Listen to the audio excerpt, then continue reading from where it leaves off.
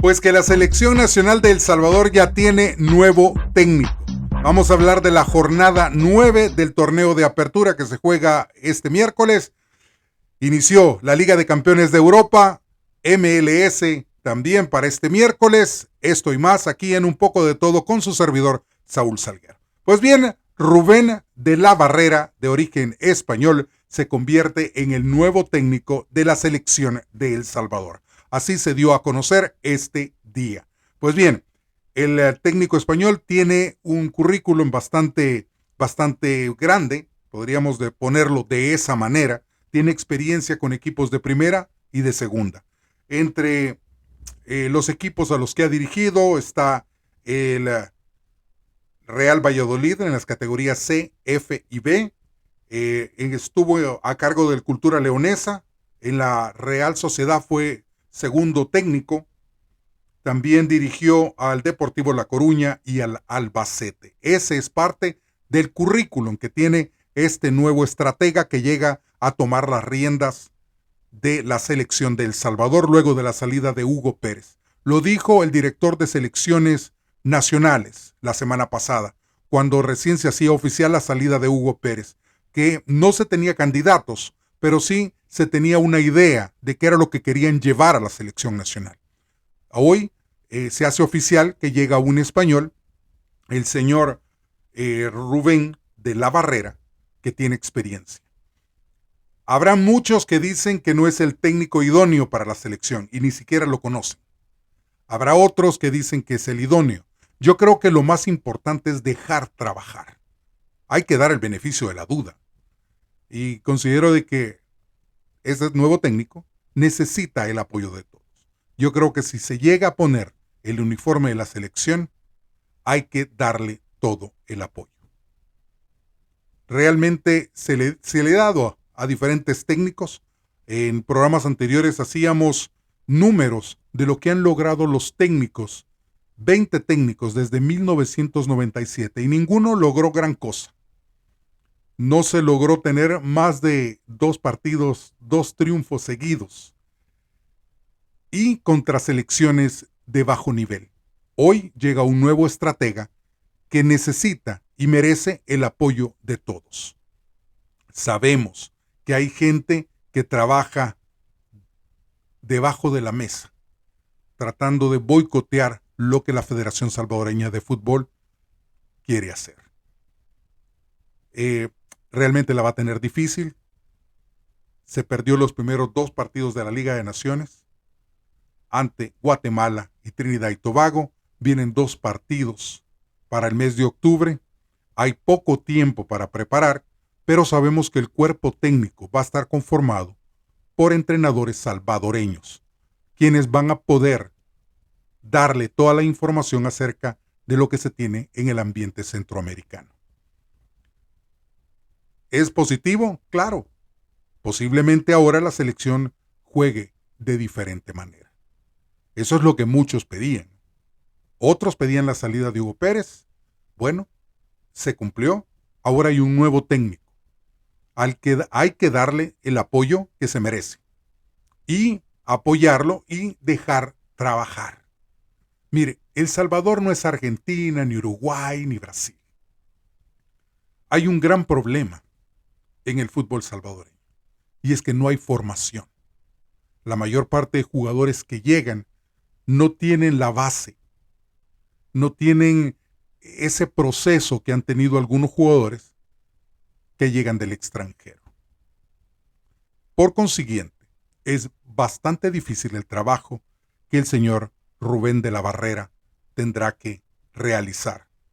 Primero, hacer un análisis de lo que hay en El Salvador, de lo que hay fuera de El Salvador con los jugadores legionarios. Tendrá que empaparse de la realidad en la que se vive El Salvador, de una liga mala, donde se hace el ridículo cada vez que se sale a jugar internacionalmente.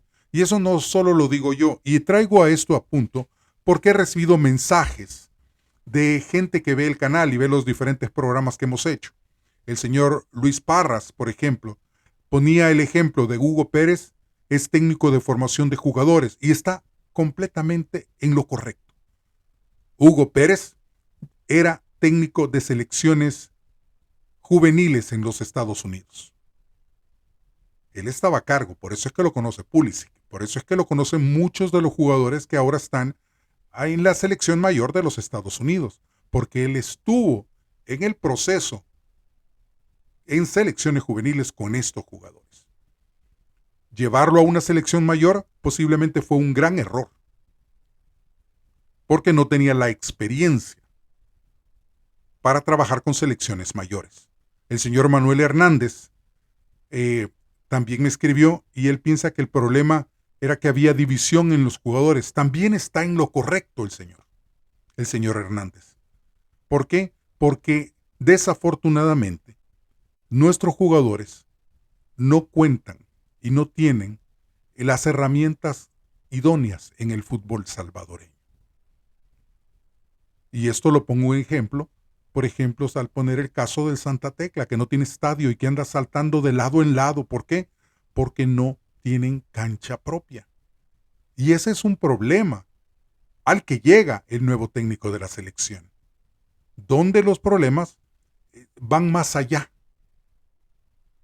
Son problemas donde no hay infraestructura, no hay trabajo en bases. La selección es una gran responsabilidad. Y se llena la selección, se llenan esas plazas con jugadores que están en el redondo nacional y también en el extranjero, buscando a los mejores. Pero en el caso de los jugadores que militan en la Liga Salvadoreña, todos conocemos el bajo nivel que se tiene. Lo decía Leo Mengíbar, hoy que está en el Alajuelense de Costa Rica. Los jugadores llegan temprano a la casa club del equipo a desayunar. ¿Por qué? Porque la alimentación es importante en el desarrollo de un futbolista. Él mismo comenta que el nivel de Costa Rica es muy alto, muy elevado comparado al nivel del fútbol salvadoreño. Y no hay que ser científico, no hay que tener grado de Albert Einstein para saber que esa es una realidad. Es una realidad que se vive y hemos tenido por muchos años. Porque la Liga Mayor, que es la dueña del espectáculo, no ha mejorado. No han comenzado ni siquiera con el torneo sub-17, que es un mandato de la Federación Salvadoreña de Fútbol, el cual la federación les dijo que ellos van a patrocinar ese evento. Y se ha dado el caso que hay equipos que quieren agarrar a cualquier equipito, darle la camiseta para quitarse la responsabilidad de poder quitarse el peso de encima, porque para ellos trabajar en bases es un gasto, no una inversión. A ese es el fútbol que llega el nuevo técnico de la selección. A una prensa que ha caído bajo y se ha hecho mezquina en comentarios y dando falsa información a los aficionados. Como por ejemplo decir que la federación tiene la culpa de los malos resultados de la selección nacional. No, la nueva Federación de Fútbol, como lo he repetido en 1000 oportunidades, llegó para limpiar lo que otras federaciones dejaron, organizar y ordenar y luego poner a trabajar los verdaderos estatutos que manda la FIFA y la CONCACAF. Mejorar estadios, obligar a los equipos. ¿Cuántos años tiene Dragón? Firpo tiene 100 años. ¿Cuántos años tiene FAS? Tiene Águila. Y mencionando los equipos tal vez con mucha más historia del fútbol salvadoreño. ¿Tienen campos de entreno propios? No. ¿Dónde juegan? Juegan en estadios prestados. ¿Por dónde? Por las alcaldías municipales. A esto llega el nuevo técnico de la selección. A una realidad que no es nada agradable. Va a tener que pelear contra todo. Y yo considero de que hay que darle la oportunidad. Llega a una selección que está prácticamente eliminada de la Liga de Naciones y difícilmente, a no ser que, como siempre he dicho, se alineen todos los planetas y sea un milagro, vamos a clasificar a una Copa América. Bien difícil. Las eliminatorias todavía hay tiempo, pero hay que trabajar. El señor Manuel Hernández, por ejemplo, os ponía el ejemplo de los futbolistas. El señor Gerling García nos mencionaba, no hubiera convenido despedir a Hugo Pérez. Realmente eso hubiera sido lo idóneo, continuar con un proceso. Desafortunadamente, ese proceso ya se había vuelto tóxico, por un montón de razones. Lo dijo Juan Lazo Cruz en una entrevista en la que lo tuvimos en el programa Un Poco de Todo, que decía Juan Lazo Cruz, ¿cuándo comenzó el problema? Cuando llega la nueva federación. Ahí es donde se empieza a dar vuelta y a poner la prensa, sector de la prensa, poniendo en contra a la afición, poniéndolos en contra de Hugo Pérez y del proceso de la selección que se estaba llevando. Entonces la pregunta es, ¿a qué llega este nuevo técnico? Llega a trabajar en contra de la corriente, a tratar de mejorar un montón de cosas. Pero todo eso, obviamente, hay que darle la oportunidad. Yo, desde este humilde puesto, le doy la bienvenida al señor Rubén de la Barrera. Ojalá le vaya bien, porque realmente aquellos que amamos el fútbol y amamos nuestra selección nacional, queremos lo mejor para este técnico. Mire, ponemos punto final y nos alegra de verdad que llegue un técnico europeo con ideas diferentes a tratar de implementarlas. Tal vez eso es lo que necesita la selección. Hay que apoyarlo. Mientras él se vista con los colores nacionales, debe tener el apoyo de todos los salvadoreños. Vamos ahora a la jornada 9 que se disputa precisamente este miércoles. En el estadio Antonio Toledo Valle, el Platense se enfrenta al Santa Tecla a las 3:30 de la tarde. En el Correcaminos, a las 3:30, el Fuerte San Francisco se mide al Dragón. En el Estadio Simeón Magaña, a las 3:30, el Once Deportivo se enfrenta a Luis Ángel Firpo. En el Atlético Las Delicias de Santa Tecla, a las 7 de la noche, Águila recibe al Alianza. En el Ramón Flores Berríos, a las 7, el Municipal Limeño se enfrentará a FAS. Y en el Estadio Jorge Suárez Landaverde, a las 7:30 de la noche, Metapan se enfrenta al Jocoro. Así, la programación de la jornada 9 del fútbol salvadoreño, así también la llegada de un nuevo técnico, el técnico número 21 desde 1997 a la selección nacional, el español Rubén de la Barrera. Mire, se abrió el telón en la Champions League y en la primera jornada, vaya que el PSG comenzó con el pie derecho. Lo habíamos comentado en el programa anterior, no va a ser nada fácil para Luis Enrique, pero derrotó al Borussia Dortmund con marcador de 2-0. El Porto portugués derrotó al Shakhtar Donetsk con marcador de 3-1.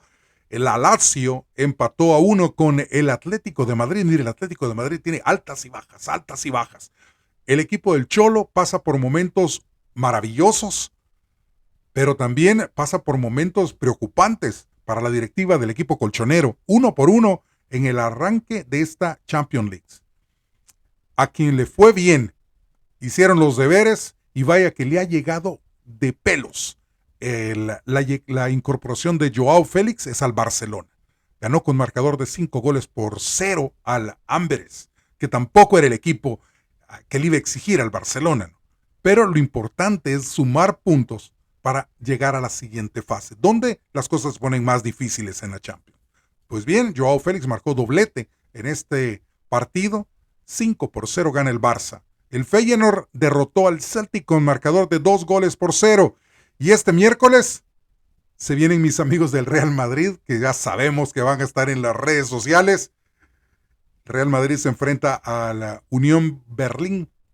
Suponemos que no va a haber problema en ese partido. El Real Madrid la tiene fácil para ganar esos primeros 3 puntos. Galatasaray se enfrenta al Copenhagen. Tal vez en el partido más interesante en esta segunda fecha de la primera jornada de la Liga de Campeones va a ser el partido entre el Bayern y el Manchester United. El Benfica se va a enfrentar al Red Bull Salzburg. El Arsenal se mide al PSV. El Sevilla, que no anda nada bien en la Liga Española, se enfrenta al Lens. Y la Real Sociedad se va a enfrentar al Internazionale de Milán. Así, la jornada de la Liga de Campeones. Mire, también les dije que había MLS en medio de la semana. Para este miércoles, Charlotte se enfrenta a Filadelfia. El DC United se va a enfrentar al Atlanta United, que llega contento, reventando cohetes, porque le ganó al Inter Miami en la jornada pasada, que por cierto fue la primera derrota que sufre el Tata Martino desde que tomó las riendas del equipo de Miami. En esta serie, entre el DC y el Atlanta United se han enfrentado en 15 oportunidades. Nunca se ha registrado un empate. La serie está a favor del DC United con 9 triunfos de 15. En otro partido interesante, el Inter Miami ya podrá contar con Lionel Messi y con Jordi Alba para el partido ante el Toronto. Montreal se enfrenta a Cincinnati, New York City FC se va a enfrentar al Orlando City, Columbus Crew se enfrenta al Chicago Fire, San Luis, que es el líder de la División del Este, se enfrenta al LAFC, que llega contento también luego de haber derrotado al Galaxy, se mantiene en la tercera posición de su confederación y le ganó en el clásico del tráfico. El Colorado Rapids va a recibir al Seattle Sounders, que está tercero en su división y que, por cierto, lo mencionamos, Alex Roldán marcó un golazo en la jornada pasada. Y el Galaxy tratará de levantar cabeza ante el Minnesota. Recordando, el Inter Miami todavía puede alcanzar puntos suficientes para clasificarse a los playoffs, pero ya no le sirve perder. Si pierde, olvídense. Pero yo creo que haber clasificado, haber ganado la Leagues Cup fue un incentivo grande. Primer trofeo del equipo, el Inter Miami, el equipo de David Beckham, es en su historia. Y estar clasificado para la US Cup también ya está clasificado a la final. También ya estar en 2 finales, haber ganado una, estar pendiente en septiembre. Por cierto, a finales de este mes se juega la final de la US Cup y es un gran favorito para ganar su segundo torneo. Si ya clasifica a los playoffs de la MLS, sería importantísimo.